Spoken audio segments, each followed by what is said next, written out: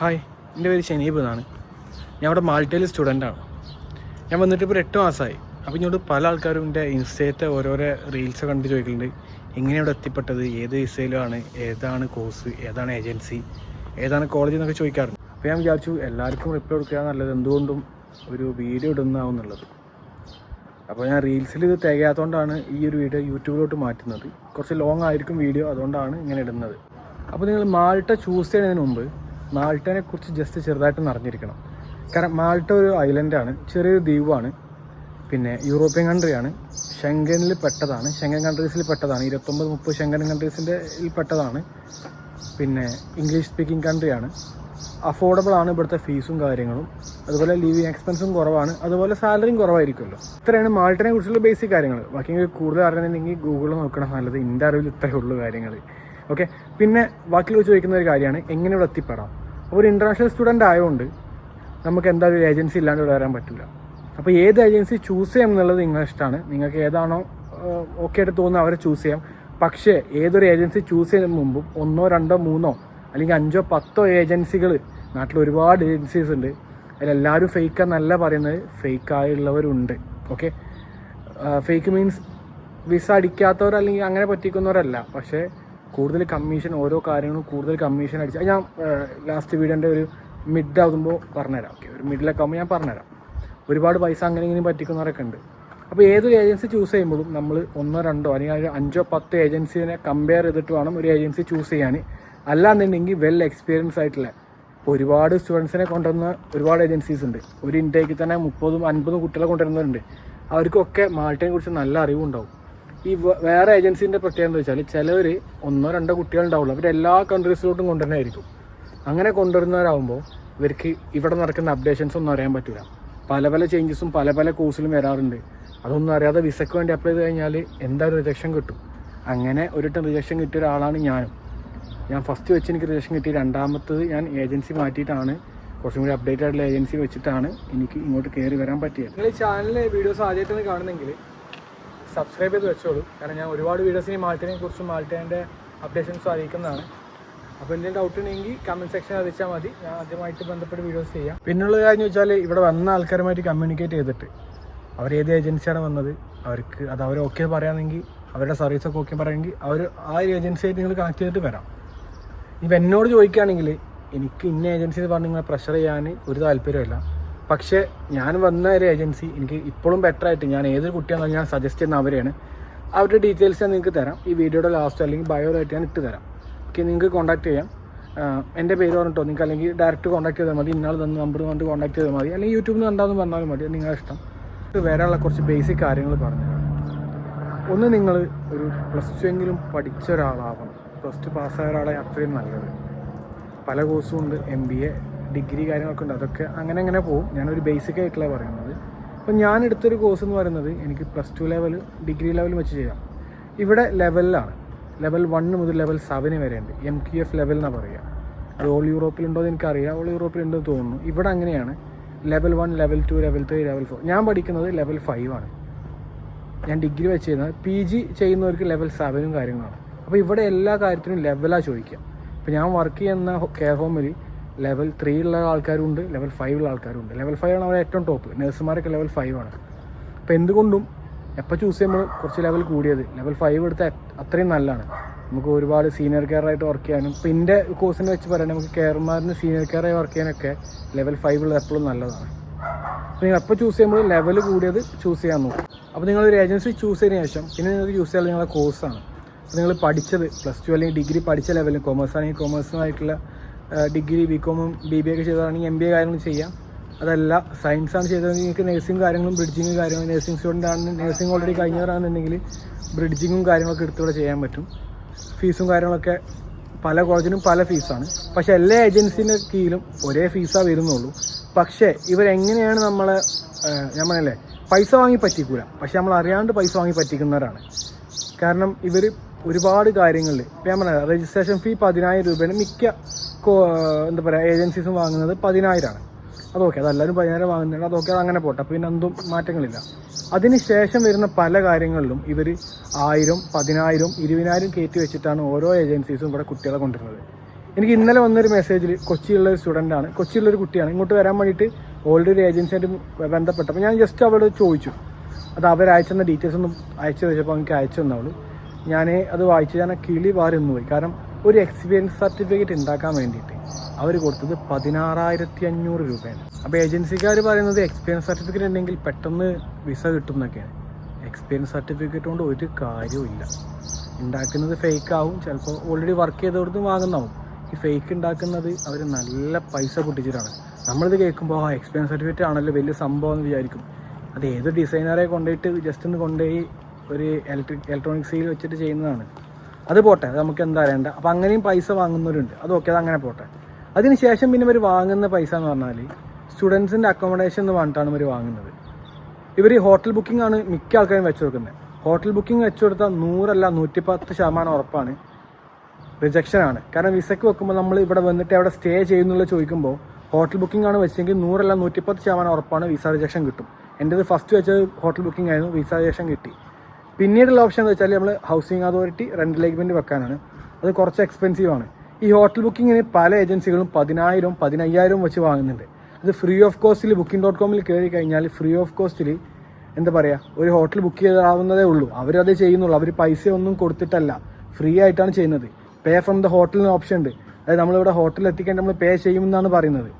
അത് വെച്ച് കഴിഞ്ഞാൽ റിജക്ഷനാണ്. അപ്പോൾ അതിന് അവർ 10,000 വാങ്ങുന്നത്. ഒരു ഹോട്ടൽ ബുക്കിംഗ് ഒരു സൈറ്റിൽ കയറിയിട്ട് ബുക്ക് ചെയ്യാൻ വേണ്ടിയിട്ട് 10,000 വാങ്ങുന്നുണ്ട്. ഇത് സ്റ്റുഡൻസിനെ പറഞ്ഞിട്ട് കാര്യമില്ല, അവർക്ക് അറിയാത്തതുകൊണ്ടാണ്. ഈ അറിയാത്തത് ഈ ഏജൻസികൾ, പല ഏജൻസികളും മുതലെടുക്കുകയാണ്. പിന്നെയും പറയാണ് പല ഏജൻസികളും, എല്ലാവരും എന്നല്ല. അപ്പോൾ പലരും ഡൗട്ടാണ് booking.com അല്ലെങ്കിൽ പിന്നെ ഹോട്ടൽ ബുക്കിംഗ് അല്ലെങ്കിൽ പിന്നെ എന്ത് ചെയ്യുന്നത്. ഫസ്റ്റ് ഓഫ് ഓൾ നമുക്ക് ഏറ്റവും പ്രയോറിറ്റി കൊടുക്കേണ്ടത് നമ്മളെ ഹോസ്റ്റലാണ്. കോളേജ് ഹോസ്റ്റൽ പ്രൊവൈഡ് ഉണ്ടെങ്കിൽ എന്തുകൊണ്ടും അതാണ് ഏറ്റവും ബെറ്റർ. അതിന് വിസ റിജക്ഷൻ കിട്ടാൻ വളരെ ചാൻസും കുറവാണ്. അതല്ല എന്നുണ്ടെങ്കിൽ ഇവിടെ പഠിക്കുന്ന അല്ലെങ്കിൽ നമുക്ക് അറിയുന്നവരാരെങ്കിലും ഉണ്ടെന്നുണ്ടെങ്കിൽ അല്ലെങ്കിൽ ഏജൻസി മുഖാന്തരം ഇവിടുത്തെ ഒരു റെൻ്റൽ എഗ്രിമെൻറ്റും ഒരു ഹൗസിംഗ് അതോറിറ്റിയും ഉണ്ടാക്കിയാൽ, ഹൗസിംഗ് അതോറിറ്റിക്ക് കുറച്ച് ക്യാഷ് കൂടുതലാണ്, അതും കൂടെ കിട്ടിയാൽ, അത് ഗവൺമെൻറ് അപ്രൂവലാണ്, അതും കൂടിയും കിട്ടിയാൽ എന്താ പറയുക കുറച്ചും കൂടിയും ബെറ്റർ ആയിരിക്കും. ഓക്കെ, ഹോട്ടൽ ബുക്കിംഗ് ഒരിക്കലും എടുക്കരുത്. അത് ഏജൻസിക്കാർ വെറുതെ പൈസ വാങ്ങാനുള്ള പരിപാടിയാണ്. അല്ലെങ്കിൽ ഏജൻസിക്കാർ അപ്ഡേറ്റഡ് അല്ല എന്നാണ് അർത്ഥം. അവർക്ക് ഇതിനെക്കുറിച്ചൊന്നും അറിയില്ല എന്ന് വേണം പറയാൻ.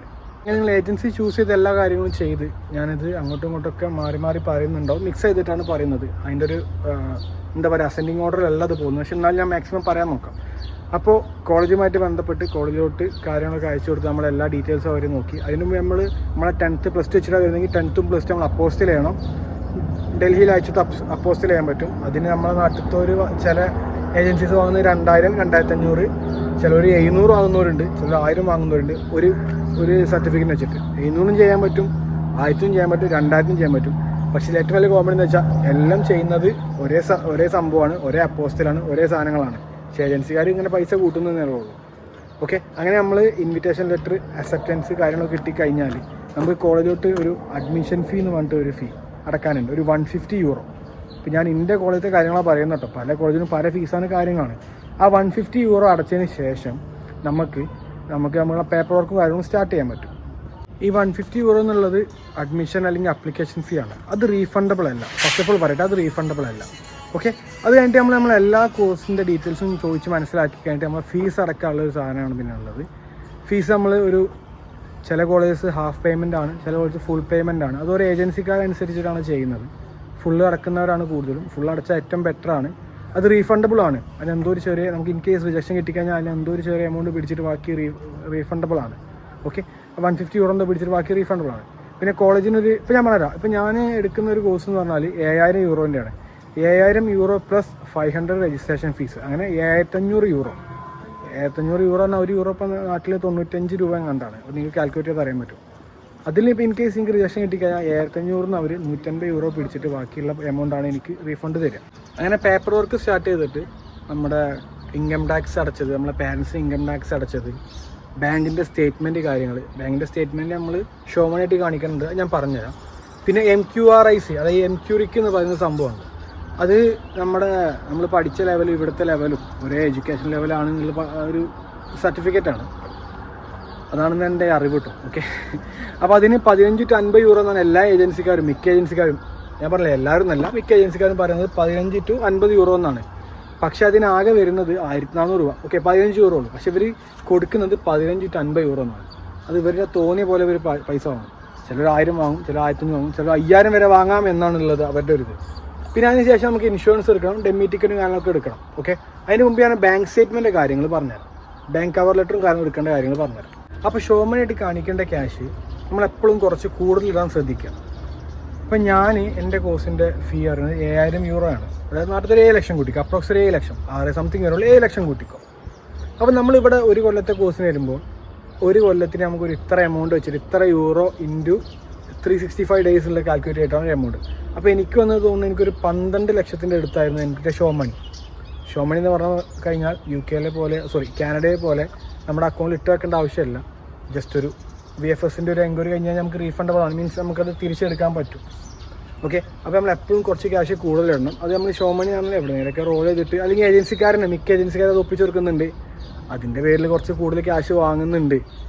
അത് പിന്നെ നമ്മൾ പറഞ്ഞിട്ട് കാലം നമുക്ക് അത്രയും പൈസ ഒരുമിച്ച് സെറ്റാക്കാൻ പറ്റാത്തതുകൊണ്ട് അവരെ ഹെൽപ്പ് ചെയ്യുമ്പോൾ അവരവരെ കമ്മീഷൻ എടുക്കും. ഓക്കെ, അതിന് നമ്മളൊന്നും പറയാൻ പറ്റത്തില്ല, ഇതിലൊന്നും നമുക്കൊന്നും പറയാൻ പറ്റില്ല. അത് നിങ്ങളുടെ മാത്രം ഫോൾട്ടാണ്. നിങ്ങൾ അറിയാത്ത ഏജൻസി പോയി പെട്ടു, അല്ലെങ്കിൽ നിങ്ങൾ അന്വേഷിക്കാതെ, നിങ്ങൾ പല ഏജൻസിയിലും അന്വേഷിക്കാതെ നിങ്ങൾ ഒരു ഏജൻസി തന്നെ എന്താ പറയുക ഡിപ്പെൻഡ് ചെയ്ത് നിന്നുകൊണ്ട് അവർ നിങ്ങൾക്ക് തോന്നിയ പോലെ പറയുമ്പോൾ നിങ്ങൾ തോന്നിയ പോലെ കൊടുത്ത് നിങ്ങളെ ക്യാഷ് പോയി എന്നുള്ളതാണ് സത്യം.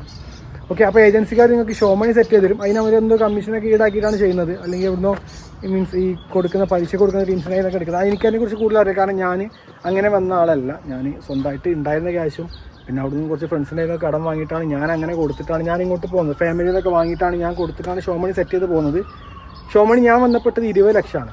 ഫസ്റ്റ് ഞാൻ ഇട്ടത് 14 ലക്ഷം രൂപയാണ്. പക്ഷേ എൻ്റെ കോഴ്സിൻ്റെ ഫീയും കാര്യങ്ങളും കൂട്ടി നോക്കുമ്പോൾ എനിക്കൊരു 15 ഇടണമായിരുന്നു. പക്ഷേ ഇട്ടത് 14ആണ്. അതുകൊണ്ടും എനിക്ക് റിജക്ഷൻ വന്നിട്ടുണ്ടാവാൻ ചാൻസ് ഉണ്ട്. എന്താണ് റിജക്ഷൻ്റെ എന്തുകൊണ്ടാണ് റിജക്ഷൻ വന്നുള്ളൊരു അറിവ് എനിക്കിപ്പോഴും ഇല്ല. ഇൻറ്റൻറ്റഡ് സ്റ്റേ ഒന്നും, കാരണം അവർ സ്റ്റേ ഓക്കെ അല്ല എന്ന് പറഞ്ഞാൽ കൊടുത്തത്. കാരണം ഹോട്ടൽ ബുക്കിംഗ് ആയിരുന്നു. ചിലപ്പോൾ ഷോ മണി ആവാനും ചാൻസ് ഉണ്ട്, ഇവ രണ്ടും ആവാൻ ചാൻസ് ഉണ്ട്. എല്ലാ പേപ്പർ വർക്കിൻ്റെ ബേസിക്കായിട്ട് ഡീറ്റെയിൽസ് പറഞ്ഞു എന്ന് തോന്നുന്നു.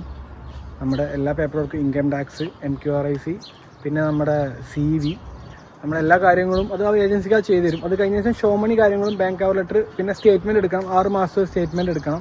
നമ്മുടെ പേരൻസിൻ്റെ അക്കൗണ്ടിലാണ് ക്യാഷ് കാണിക്കുന്നുണ്ടെങ്കിൽ നമ്മളൊരു അഫിഡവിറ്റ് തയ്യാറാക്കണം.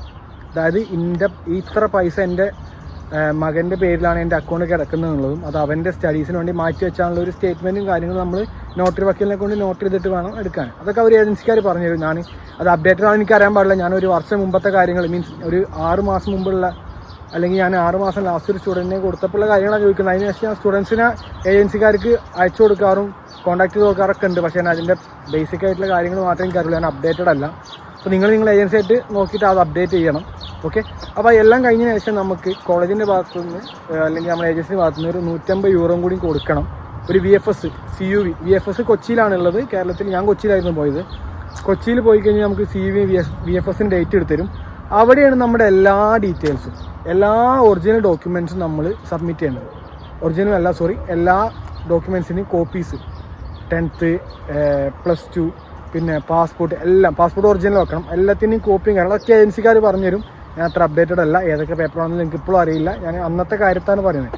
അതങ്ങനെ അവിടെ കൊണ്ടുപോയിട്ട് അത് സബ്മിറ്റ് ചെയ്യണം. നമുക്ക് ഇൻ്റർവ്യൂ ഉണ്ടാവും. ചിലപ്പോൾ കോളേജിൻ്റെ മുമ്പ് ഫസ്റ്റ് ഓഫ് ഓൾ കോളേജിൻ്റെ ഭാഗത്ത് ഇൻ്റർവ്യൂ ഉണ്ടാവും. VFSൽ പോയിട്ട് എല്ലാം സബ്മിറ്റ് ചെയ്തതിന് ശേഷം 17,500 അടക്കാനുണ്ട്. ബൈ ഹാൻഡ് ക്യാഷ് ആയിട്ട് അവിടെ 17,500 അടക്കാനുണ്ട്. അതും റീഫണ്ടബിൾ അല്ല. അതുപോലെ ഞാൻ ഈ പറഞ്ഞ 150 യൂറോ, ഫസ്റ്റ് പറഞ്ഞ 150 യൂറോ ആപ്ലിക്കേഷൻ ഫീ, അത് റീഫണ്ടബിൾ അല്ല. അത് കോളേജിന് അടക്കുന്നതാണ്, യൂണിവേഴ്സിറ്റിക്ക് അടക്കുന്നതാണ്. അത് കഴിഞ്ഞിട്ടുള്ള ഒരു 150 യൂറോ അത് VFSൽ ഡേറ്റ് എടുക്കാനാണ്. നമുക്ക് VFSൽ പോകാൻ വേണ്ടി ഡേറ്റ് എടുക്കാനുള്ള, അതും റീഫണ്ടബിൾ അല്ല. എല്ലാ പേപ്പറും സബ്മിറ്റ് ചെയ്തതിന് ശേഷം VFSൽ 17,500 കൊടുക്കാണ്ട്.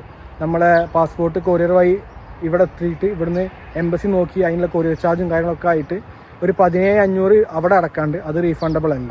അങ്ങനെ VFSന് വെക്കുന്നതിന് മുമ്പ് ഞാൻ ഇടയിൽ ചില കാര്യങ്ങൾ വിട്ടു പോകുന്നുണ്ട്. ഓക്കെ, VFSന് വെക്കുന്നതിന് മുമ്പ് ഇൻഷുറൻസ്, ഡെമ്മി ടിക്കറ്റൊക്കെ എടുക്കണം. ഇൻഷുറൻസ് നമ്മുടെ നാട്ടിൽ എടുത്തു കൊടുക്കുന്നത് 5,000, 7,000 വരെയൊക്കെയാണ്. 3,000 മുതൽ സ്റ്റാർട്ടിംഗ് ഉണ്ട്. പക്ഷേ ഏജൻസിക്കാർ 5,000, 4,000, 5,000 ഒക്കെ വെച്ചിട്ടാണ് വാങ്ങുന്നത്. അത് ഓക്കെ, അത് ഇൻഷുറൻസിൻ്റെ കാര്യം നമുക്കൊന്നും പറയാൻ പറ്റില്ല, അത് അവരെടുക്കുന്നതാണ്. നമുക്കും എടുക്കാം, അത് ഓക്കെയാണ്. പിന്നെ ഡെമ്മി ടിക്കറ്റ് നിങ്ങൾക്ക് ഏജൻസിക്കാർ എത്ര പറയുന്നത് എനിക്കറിയില്ല. പല ഏജൻസികളും 3,000, 5,000, 10,000 ആകുന്നവരുണ്ട് ഡെമ്മി ടിക്കറ്റിന് വേണ്ടി മാത്രം. അത് അവർക്ക് ഒരു ക്യാഷും അവരടക്കുന്നില്ല. പക്ഷേ ഞാൻ അറിയുന്ന, എനിക്ക് പരിചയമുള്ള പല ഏജൻസികളും, അല്ലെങ്കിൽ ഒരു ഏജൻസി എന്ന് പറയാം, പല ഏജൻസി പറയണ്ട, ഒരു ഏജൻസി എന്ന് പറയാം, അവർ ഫ്രീ ഓഫ് കോസ്റ്റിനാണ് ഡെമ്മി ടിക്കറ്റ് പോലും എടുത്തു കൊടുക്കുന്നത്. അത് അങ്ങനെ VFSൽ വെച്ചതിന് ശേഷം 45 വർക്കിംഗ് ഡേയ്സ് ആണ് അവർ പറയുന്നത്. വിസ കിട്ടോ ഇല്ലയെന്ന് അറിയാൻ 45 ഡേയ്സ് നമ്മൾ വെയിറ്റ് ചെയ്യണം. ഓക്കെ, അപ്പോൾ നിങ്ങൾ ആലോചിക്കണം, ഈ ഒരു കൊടുത്ത 150 യൂറോ ആദ്യം കൊടുത്ത ആപ്ലിക്കേഷൻ ഫീ യൂണിവേഴ്സിറ്റിയിലേക്ക് അടച്ചതും, അതിനുശേഷം 150 യൂറോ VFS ഡേറ്റ് എടുക്കാൻ വേണ്ടി കൊടുത്തതും, അതിനുശേഷം VFS പോയിട്ട് CUV ഡോക്യുമെൻ്റ് സബ്മിറ്റ് ചെയ്യാൻ പോകുമ്പോൾ 17,500 അടച്ചതും ഒന്നും റീഫണ്ടബിൾ അല്ല. അപ്പോൾ തന്നെ എനിക്ക് തോന്നുന്നു 30ഉം ഒരു എന്താ പറയുക, ഒരു 47,000 ഒരു 50,000 രൂപേൻ്റെ അടുത്ത്. പിന്നെ നമ്മളവിടെ പോകുന്നതും, ഇപ്പോൾ കൊച്ചിയിലാണെങ്കിൽ പോലും ഞാൻ മലപ്പുറത്ത് നിന്നാണ്, നിലമ്പൂരിൽ നിന്ന് ഞാൻ കൊച്ചി വരെ പോകാൻ ഞാൻ ഒരു ദിവസം അവിടെ പോയി സ്റ്റേ ചെയ്ത് അടക്കം ഒരു സംഖ്യ ആവും. നിങ്ങൾക്ക് ആലോചിച്ചാൽ അറിയാം, നിങ്ങളുടെ ഇതുപോലെ ഇരിക്കും, നിങ്ങളുടെ എക്സ്പെൻസ് പോലെ ഇരിക്കും. ഒന്നും റീഫണ്ടബിൾ അല്ല. അപ്പോൾ ഒരു റിട്ടേൺ റിജക്ഷൻ വന്നു കഴിഞ്ഞാൽ 50,000 പോവും. അതുകൊണ്ടാണ് ഞാൻ പറയുന്നത്, എപ്പോഴും ഒരു ഏജൻസി തിരഞ്ഞെടുക്കുമ്പോൾ അന്വേഷിച്ചിട്ട്, ഞാൻ പറയുന്ന ഏജൻസി അല്ല, നിങ്ങൾ ഏത് ഏജൻസി എടുക്കുമ്പോഴും 1, 2, 5, 10 ഏജൻസി ആയിട്ട് കമ്പയർ ചെയ്തിട്ടാണ് എപ്പോഴും എടുക്കാൻ വേണ്ടിയിട്ട്.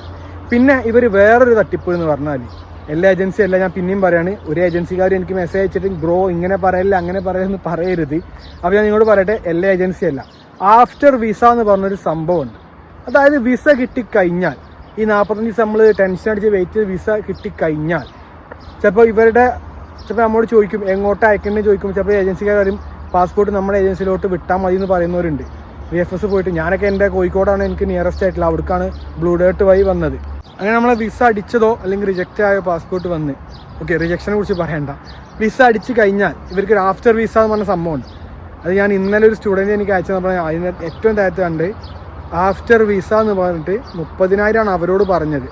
അവരറിയുന്ന ആളായതുകൊണ്ട് 30,000 പറഞ്ഞു എന്നാണ് പറഞ്ഞത്. അറിയുന്ന ആളായതുകൊണ്ട് പോലും 30,000 പറഞ്ഞു. ഞാനത് ഒരു 3-4 ഏജൻസിയിൽ കേട്ടിട്ടുണ്ട്. ആഫ്റ്റർ വിസ കൊണ്ടൊരു ക്യാഷ് ഉണ്ട്. അതായത് ഈ കോളേജിലോട്ട് യൂണിവേഴ്സിറ്റിയിൽ കൊണ്ടുവരുന്നതിന് ഇവർക്ക് പൈസ കിട്ടുന്നുണ്ട്. നമ്മുടെ നാട്ടിൽ ബാംഗ്ലൂരും കൊച്ചിയിലും എല്ലാ നാട്ടിലും അവരുടെയൊക്കെ കൊണ്ടുപോയി കൊടുക്കുന്ന ഏജൻസികൾക്ക് സ്റ്റുഡൻസിന് അയക്കുന്നവർക്ക് കമ്മീഷൻ കൊടുക്കുന്നുണ്ട്. അത് ഓക്കെ, അത് അവരുടെ ഒരു ഇതാണ്. അവർ അത്രയും ബുദ്ധിമുട്ടി കൊണ്ടുപോയി ഒക്കെ സെറ്റ് ചെയ്ത് അവർ കൊടുക്കുന്നതാണ്. അത് നമ്മൾ അറിയേണ്ട. ഓക്കെ, പക്ഷേ ഈ വിസ കിട്ടിക്കഴിഞ്ഞ ശേഷം സ്റ്റുഡൻസിൻ്റെ കയ്യിൽ നിന്ന് ക്യാഷ് വാങ്ങുന്നത് നല്ലതാണ് എനിക്ക് തോന്നുന്നില്ല. കാരണം ഇവർക്ക് ഓൾറെഡി കോളേജിനെ വന്ന് പൈസ കൊടുക്കുന്നുണ്ട്. അത് അവരെ പാടെ അവരെന്തെങ്കിലും ചെയ്യട്ടെ. കാരണം എല്ലാ സ്റ്റുഡൻസും ഒരു ഫീസ് അടക്കുന്നുണ്ട്, അത് അവർക്ക് കമ്മീഷൻ ആകുന്നത് അങ്ങനെ പോട്ടെ. അപ്പോൾ നമുക്കൊന്നും ചെയ്യാൻ പറ്റത്തില്ല അതിനകത്ത്. പക്ഷേ ഈ ആഫ്റ്റർ വിസ എന്ന് പറഞ്ഞിട്ട് 30,000 75,000 വരെ വാങ്ങിയ ആൾക്കാർ എനിക്കറിയാം. സെയിം കോഴ്സിന്, ഞാൻ വന്ന സെയിം കോഴ്സിന് 75,000 വരെ ആഫ്റ്റർ വിസ എന്ന് പറഞ്ഞിട്ട് വാങ്ങിയവരുണ്ട്. ഇവർ പറയുന്നത് വെച്ചാൽ ആഫ്റ്റർ വിസ എന്ന് പറഞ്ഞ ക്യാഷ് നമ്മൾ പാസ്പോർട്ട് ചിലപ്പോൾ VFS പോകുമ്പോൾ നമ്മുടെ എങ്ങോട്ടേക്ക് നോക്കുക, നമ്മുടെ ഏജൻസിക്കാർ പറയും ഇങ്ങോട്ട് അയപ്പിച്ചാൽ മതി എന്ന് പറയുമ്പോൾ നമ്മളവിടെ പോയിട്ട് നമ്മുടെ ഏജൻസിയിലോട്ട് അയച്ചാൽ മതിയാണ്, ഏജൻസിയിലോട്ടാണ് വരിക. പക്ഷേ ഈ പൈസ അടക്കാണ്ട് ഇവർ നമ്മളെ പാസ്പോർട്ട് പിടിച്ചു വെക്കും. എല്ലാവരും നല്ല അങ്ങനെ പിടിച്ചു വെക്കുന്നവരുണ്ട്. ആഫ്റ്റർ വിസയിലുള്ള പൈസ കൊടുത്താലേ പാസ്പോർട്ട് തരുള്ളൂ, വിസ അടിച്ച പാസ്പോർട്ട് തരുള്ളൂ എന്നൊക്കെയാണ് പറയുന്നത്. അങ്ങനെ ഒരു സംഭവമൊക്കെ ഞാൻ സത്യം പറയാമല്ലോ, അത് വളരെ മോശമാണ്. ഈ ആഫ്റ്റർ വിസ എന്ന പൈസയൊക്കെ വാങ്ങിയിട്ട് ഒരുപാട് പറ്റിപ്പോൾ അങ്ങനെയുണ്ട്. അങ്ങനെ വിസ അടിച്ച് കൈ കിട്ടിക്കഴിഞ്ഞാൽ നമുക്ക് അതിനകത്തൊരു ഡേറ്റ് ഉണ്ടാവും, ഏത് ഡേറ്റിനാണ് അവിടെ വരേണ്ടതെന്നുള്ളത്. അപ്പോൾ എൻ്റെ VFS കഴിഞ്ഞെങ്കിൽ ഡിസംബർ വരെ ഡേറ്റ് ഉണ്ടായിരുന്നു. പക്ഷേ നമ്മൾ കോഴ്സ് സ്റ്റാർട്ട് ചെയ്യുന്നത് സെപ്റ്റംബർ 4 എനിക്ക് സെപ്റ്റംബർ 4 ഒരു 15 ദിവസം മുമ്പാണ് പാസ്പോർട്ട് കൈ കിട്ടിയത്. അപ്പോൾ തന്നെ ഞാൻ പിന്നെ ടിക്കറ്റ് എടുത്തു പോന്നു. അപ്പോൾ അങ്ങനെയാണ് നാട്ടിലെ കാര്യങ്ങൾ, നാട്ടിലെ ഏജൻസിയും സബ്മിഷൻ കാര്യങ്ങളും അങ്ങനെയാണ്. അപ്പോൾ ഇതിനെക്കുറിച്ച് എന്ത് ഡൗട്ട് ഉണ്ടെങ്കിലും എനിക്ക് ഡയറക്റ്റ് മെസ്സേജ് അയക്കാം. പിന്നെ ഒരു ഏജൻസിക്കാരും ഈ ഒരു വീഡിയോ കണ്ടിട്ട് പൊട്ടിത്തെറിക്കാൻ ഒന്നും നിൽക്കണ്ട. കാരണം ഞാൻ നിങ്ങളുടെ പേരോ കാര്യമോ ഒന്നും പറയുന്നില്ല. നിങ്ങൾ നല്ലപോലെ ചെയ്താൽ നിങ്ങൾക്ക് നല്ല പേര് കിട്ടും. ഞാൻ നിങ്ങളെയും സജസ്റ്റ് ചെയ്യും, അത്രേ ഉള്ളൂ. ഓക്കെ, അപ്പോൾ ഞാൻ ഏത് ഏജൻസിയാണോ റിക്രൂട്ട് ചെയ്യുന്നുള്ളത് എനിക്ക് എൻ്റെ ഇൻസ്റ്റാഗ്രാമിൽ പേഴ്സണൽ മെസ്സേജ് അയച്ചാൽ ഞാൻ എൻ്റെ വാട്സാപ്പ് നമ്പർ ഇതിനകത്ത് ഇടാം. നിങ്ങൾക്ക് എന്നെ ഡയറക്റ്റ് കോൺടാക്ട് ചെയ്യാം. നിങ്ങൾക്ക് അറിയുന്ന, എനിക്ക് 100% ഉറപ്പുള്ള ഒരു ഏജൻസി നിങ്ങൾക്ക് പരിചയപ്പെടുത്താം. ബാക്കിയൊക്കെ നിങ്ങളുടെ കയ്യിലാണ്. നിങ്ങൾക്ക് അവരെ എന്താ പറയുക, വിശ്വാസമാണ്. നിങ്ങൾക്ക് മുന്നോട്ട് പോകാം, കാര്യങ്ങളും ചെയ്യാം. ഇവിടെ മാൾട്ടയെ കുറിച്ച് എന്ത് ഡൗട്ട് ഉണ്ടെങ്കിലും എനിക്ക് ഇൻസ്റ്റാഗ്രാമിൽ മെസ്സേജ് അയച്ചാൽ ഞാൻ റിപ്ലൈ തരും. ഫ്രീ ആകുന്ന സമയത്ത് ഞാൻ റിപ്ലൈ തരും. അതിന് പ്രശ്നമില്ല, ഒരു ബുദ്ധിമുട്ടുമില്ല, ഒന്നുമില്ല. ഓക്കെ, അപ്പോൾ ഓക്കെ, ഞാൻ എല്ലാം ഇതിനകത്ത് പറഞ്ഞു എനിക്ക് തോന്നുന്നത്.